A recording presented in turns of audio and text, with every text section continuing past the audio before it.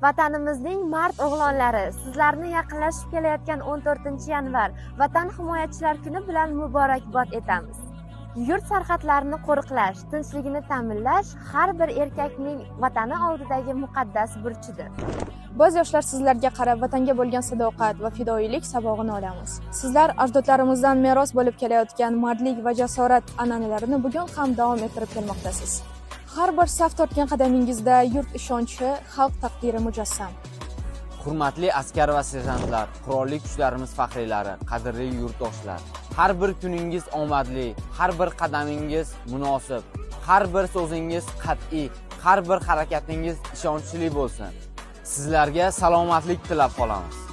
Bizning bugungi tinch hayotimiz, yorug'likka bo'lgan ishonchimiz sizlarning xizmatlaringiz samarasidir.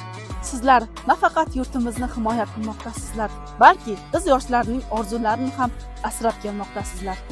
Sizning har bir harakatingiz bizga kuch bag'ishlaydi, vatanga bo'lgan muhabbatni kuchaytiradi.